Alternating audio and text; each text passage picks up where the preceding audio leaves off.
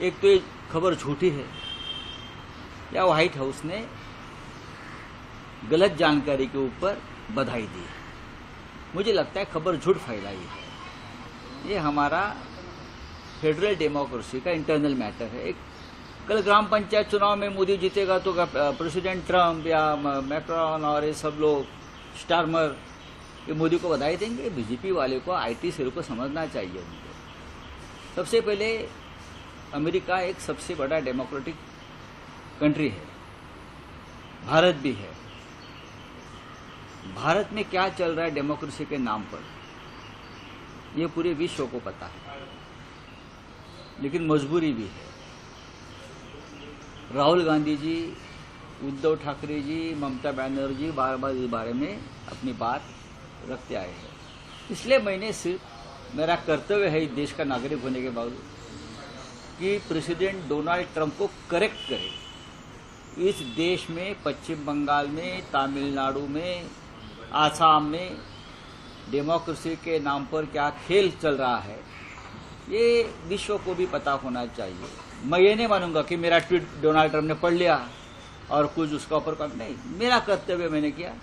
देश के लाखों करोड़ों लोगों ने ये करना चाहिए कि डोनाल्ड ट्रंप एक राज्य के चुनाव कोई पार्टी जीत जाती है किसी देश में तो प्रेसिडेंट ऑफ अमेरिका उनके पास कितने काम पड़े हैं।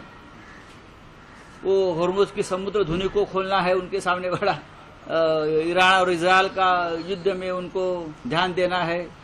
हाँ, बहुत सी बातें हैं। तो वेस्ट बंगाल में मोदी जीत गया, यहाँ वो जीत गया, उसके ऊपर वो बधाई देगा। ये बीजेपी वाले मोदी जी की छवि खराब कर रहे हैं। तमिलनाडु के गवर्नर अपॉर्चुनिटी नहीं दे रहे सबसे पहली बात तो टीवी के है। एक देखो, टीवी के 108 एमएलए उनके चुनकर आए हैं। संविधान ये कहता है कि सबसे बड़ी पार्टी को सबसे पहले बुलाया जाता है और बहुमत सिद्ध करने का जो फ्लोर है वो विधानसभा है। महाराष्ट्र में कोश्यारी ने क्या बहुमत देखा था? जब सुबह का शपथ लिया था 5 बजे, उसके बाद जब उद्धव जी ने जब इस्तीफा दिया तो कहाँ बहुमत देखा था उसने? तो ये जो है भारतीय जनता पार्टी के जो एजेंट बैठे हैं राजभवन में, नाम तो लोक भवन किया है ना, नाम का लोक भवन है, लेकिन लोक भवन में लोगों की भावनाओं की, मतों की हत्या होती है।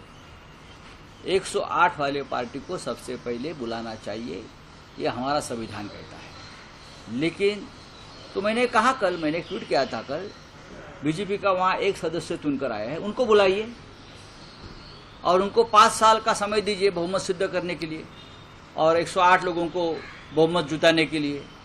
एक है बीजेपी का तमिलनाडु में एक सदस्य चुनकर आया है, फिर राज्यपाल ने उनको बुलाया, चलो आप आइए, और उनको 5 साल का समय दीजिए बहुमत सिद्ध करने के लिए। 5 साल बीजेपी यही कर सकते है, ये कर भी सकती है बीजेपी। चलिए, ममता बनर्जी को भी असेंबली को डिसॉल्व कर दिया गवर्नर ने पश्चिम बंगाल। देखो, अब उसका ऊपर क्या बात करेंगे, ये कॉन्स्टिट्यूशनल प्रोविजन है। अब ममता जी लड़ाई करेंगी, ममता जी की लड़ाई में हम सब लोग शामिल होंगे। उद्धव ठाकरे साहब ने भी उनसे बात की है। पूरे देश में लोकशाही, लोकतंत्र बचाने के लिए जंग जारी रहेगा और हम सब लोग उनमें शामिल होंगे। अखिलेश यादव भी गए थे, सब लोग जाएंगे। लॉ ऑर्डर का सवाल उठा है, किस तरह कोई लॉ ऑर्डर का सवाल नहीं है। जब बीजेपी जहाँ जहाँ जाती है, सरकार बनाते हैं, वहाँ लॉ एंड ऑर्डर खुद खराब कर देती है। बोला